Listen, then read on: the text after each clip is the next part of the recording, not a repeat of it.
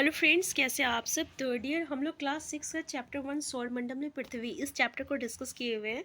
और आज हम लोग इस चैप्टर से रिलेटेड आपका जो इतना भी एमसीक्यू होगा उसको डिस्कस करेंगे। ठीक है, चलिए स्टार्ट करते हैं। पहला क्वेश्चन है, पृथ्वी को किसका जुड़वा ग्रह माना जाता है? बुध का, शुक्र का, मंगल का, बृहस्पति का? तो हमारा करेक्ट आंसर क्या हो जाएगा? हमारा करेक्ट आंसर हो जाएगा आपका आंसर बी हो जाएगा। पृथ्वी को जो है हम लोग शुक्र का जो है जुड़वा ग्रह मानते हैं।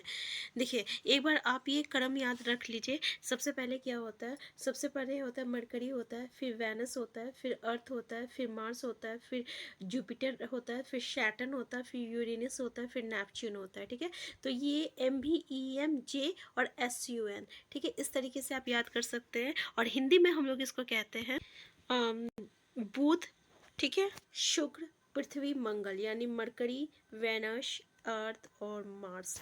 मंगल के बाद है आपका बृहस्पति, शनि, अरुण और वरुण, यानी जुपिटर, सैटर्न, यूरेनस और नेपच्यून। तो इस तरीके से आप इसको याद कर सकते हैं। देखिए, इस चैप्टर से रिलेटेड जितना भी आपका ये है हम लोग चैप्टर में डिस्कस किए हुए हैं बहुत ही अच्छी तरीके से। और यहाँ से क्वेश्चन कहीं भी आता है तो एक बार आप चैप्टर को जरूर देख लीजिएगा। नेक्स्ट क्वेश्चन है, शनि ग्रह के चंद्रमाओं की संख्या कितनी होती है? 30 से अधिक होती है, 25 होती है, 16 से कम होती है, 27 होती है। तो शनि ग्रह में चंद्रमाओं की जो संख्या होती है ये 30 से अधिक होती है। ठीक है, नेक्स्ट क्वेश्चन है आपका, सूर्य की पृथ्वी से लगभग दूरी कितनी है? 12 करोड़ मीटर, 17 करोड़ मीटर और 15 करोड़ मीटर, और इनमें से कोई नहीं। हमारा आंसर सी हो जाएगा, ये 15 किलोमीटर दूरी में है। नेक्स्ट है, सूर्य एक डैश है, तारा है, ग्रह है, उपग्रह है और धूमकेतु है। तो हम लोग देखे थे एनसीईआरटी में सूर्य जो होती है एक तारा है, लेकिन ये सूर्य जो होती है तारा से इसलिए बड़ा दिखाई देता है क्योंकि ये बहुत ही नज़दीक होता है और तारा इससे बहुत ही दूर होता है, जबकि तारा जो रहता है सूर्य से ज़्यादा बड़ा होता है। ठीक है, तो सूर्य भी क्या है? एक तरह का तारा है। नेक्स्ट क्वेश्चन है, कृत्रिम पिंड कौन से होते हैं? मानव निर्मित उपग्रह, ग्रह, उल्कापिंड और उल्काएं। तो जो मानव निर्मित उपग्रह होते हैं ना उसको हम लोग कृत्रिम पिंड कहते हैं। कृत्रिम से ही पता चल रहा है कि ये आपका मानव द्वारा निर्मित है। नेक्स्ट है, हमारा सौरमंडल भाग है, किसका भाग है? नक्षत्र मंडल का, ग्लोब का, मिल्की वे का, और इनमें से कोई नहीं। तो ये आपका मिल्की वे का भाग है, आंसर सी हो जाएगा। नेक्स्ट क्वेश्चन है, शनि के बाद सबसे अधिक उपग्रहों की संख्या वाला ग्रह कौन सा है? बुध, शनि, यूरेनस और मंगल। तो शनि के बाद जो है 30 से अधिक होता है, उसके बाद आपका यूरेनस के बाद जो है सबसे ज़्यादा ग्रह है। नेक्स्ट क्वेश्चन है, चंद्रमा पृथ्वी का एक चक्कर पूरा कितने दिनों में करता है? तो आपको इस को जानने के लिए थोड़ा सा आप देख लीजिए कि हम लोग घूर्णन किसको कहते हैं, घूर्णन किसको कहते हैं और परिक्रमा किसको कहते हैं। ठीक है, परिक्रमा, ये दो वर्ड आता है और यहाँ से हमें क्वेश्चन देखने को मिलता है। ये जो घूर्णन होता है ना, इसको हम लोग किसको कहते हैं? तो जब पृथ्वी जो है अपने ही अक्ष पर घूमता रहता है, घूमते रहता है, घूमता रहता है, इसको हम लोग घूर्णन कहते हैं। और इसको घूमने के लिए 24 घंटे की जरूरत होती है और इसी के कारण जो होता है ये आपका दिन और रात होता है। अगर पूछ लिया जाए कि दिन और रात क्यों होता है तो हम बोलेंगे घूर्णन के कारण होता है। घूर्णन क्या होती है? तो घूर्णन जब पृथ्वी अपने ही अक्ष पर घूमते रहती है इसको हम लोग घूर्णन कहते हैं, जिसमें कि 24 घंटे होते हैं और दिन और रात होता है। तो चंद्रमा जो है पृथ्वी का एक चक्कर, अब यहाँ पे बोला चंद्रमा पृथ्वी का एक चक्कर पूरा कितने दिनों में करता है? तो ये 27 दिन में करता है। ये कॉन्सेप्ट अलग है, ये बोल रहा है चंद्रमा पृथ्वी का, मतलब ये पृथ्वी है और ये चंद्रमा है, तो ये चंद्रमा कितने दिनों में ये इसका पूरा चक्कर लगा रहा? तो ये 27 दिन में लगाता है। ठीक है, आंसर ए हो जाएगा। और घूर्णन क्या हो गया? तो जब पृथ्वी अपने ही अक्ष पर घूमता है, ठीक है, ये मान लीजिए ये आपका मान लीजिए ये आपका जो है अक्ष है, ठीक है, और पृथ्वी मान लीजिए ये आपका पृथ्वी है, ठीक है, ये आपका पृथ्वी है। अब ये अपने ही अक्ष पे घूम रहा है तो इसको हम लोग क्या कहेंगे? घूर्णन कहते हैं। और इसी को घूमने के लिए 24 घंटे की जरूरत होती है और इसी के कारण जो है दिन और रात होता है। डायरेक्ट क्वेश्चन पूछ लिया जाता है कि डे और नाइट किस लिए होता है? तो रात और दिन जो होता है घूर्णन के कारण होता है। घूर्णन को हम लोग क्या कहते हैं? रोटेशन कहते हैं इंग्लिश में। नेक्स्ट क्वेश्चन है, और एक यहाँ से घूर्णन से एक वर्ड आया, परिक्रमा क्या होता है? तो हम लोग बोलेंगे परिक्रमा क्या होता है? अगर पृथ्वी मान लीजिए ये जो है सूर्य है, ठीक है, ये क्या है आपका? ये सूर्य है, ये आपका सूर्य है, ठीक है, ये जो है ये आपका पृथ्वी है, ये जो है ये आपका पृथ्वी है। तो इस तरीके से पृथ्वी जब इसके चारों ओर घूम रही है पृथ्वी, ठीक है, तो इसको हम लोग परिक्रमा कहते हैं। हम लोग कहते हैं ना परिक्रमा करना, किसी का अगर हम लोग किसी के चारों ओर घूमते हैं तो पर क्या करते हैं? परिक्रमा करते हैं। ठीक है, तो यहाँ पे परिक्रमा करने में इसको कितना दिन का वक्त लगता है, तो 365 दिन का वक्त लगता है और 1/4। और इसी को ये जो है ना इसको मतलब कि कैलकुलेशन करने में बहुत ही ये थोड़ा सा कॉम्प्लिकेटेड हो जाता है, इसलिए इसको हम लोग अवॉइड करते हैं और हम लोग 365 दिन को लेके चलते हैं। लेकिन पता है ये जो दिन है ना 1/4, ये ऐड होते होते 6 मिनट ऐड होते होते क्या करना बनाता है, 24 घंटा बनाता है।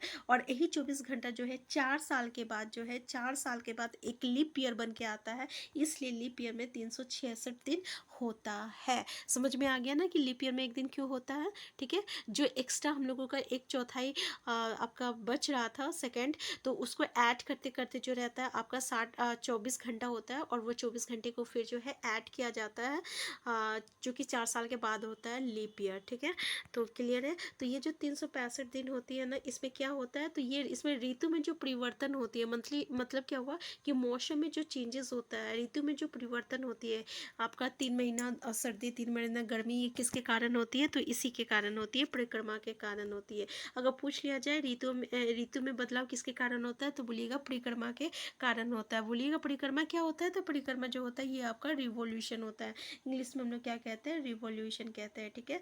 क्लियर है। नेक्स्ट क्वेश्चन है आपका कि हम हमेशा चंद्रमा की एक ही भाग को देख पाते, क्यों देख पाते एक ही भाग को, क्योंकि चंद्रमा का अपनी दूरी पर तथा पृथ्वी की एक परिक्रमा पूरी करने का समय लगभग बराबर है। नेक्स्ट है चंद्रमा का आकार बहुत बड़ा है, चंद्रमा सूर्य की प्रकाश से जो है चमकता है उपयोग सभी। हमारा आंसर ये हो जाएगा, चंद्रमा का अपनी दूरी पर तथा पृथ्वी की एक परिक्रमा पूरी करने का समय जो है लगभग बराबर है, इसलिए हम लोग क्या करते हैं कि उसका एक ही पार्ट को जो है हमेशा देख पाते हैं। नेक्स्ट है पृथ्वी का उपग्रह निम्न में से कौन सा है, मंगल है, बुध है, चंद्रमा है, तो ये तो आपको पता है कि चंद्रमा जो है हमारा उपग्रह है पृथ्वी का। नेक्स्ट क्वेश्चन है किस ग्रह पर जीवन पाया जाता है, तो भाई ये तो आपको सबको पता है, शुक्र, बुध, मंगल, पृथ्वी पे केवल जो है आपका जीवन पाया जाता है जहाँ पे हम लोग रहते हैं।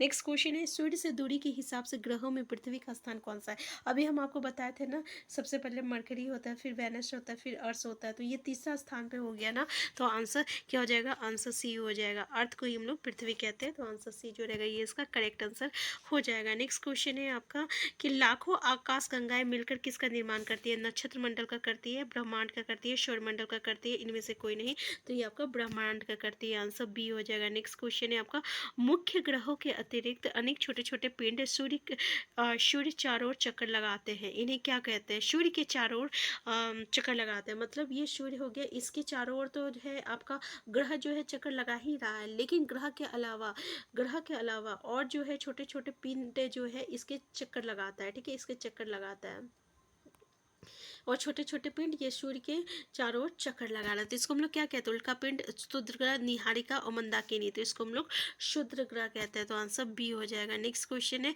पृथ्वी की सतह पानी से कितनी ढकी हुई होती है, आधी होती है, 3/4, 2/4, 2/3 और इनमें से कोई नहीं, तो हमारा आंसर सी हो जाएगा, 2/3 हो जाएगा। नेक्स्ट क्वेश्चन है सूर्य के तीसरा सबसे नजदीक ग्रह कौन सा है, बुध, मंगल, शुक्र, पृथ्वी, तो हमारा आंसर बी हो जाएगा, मंगल हो जाएगा।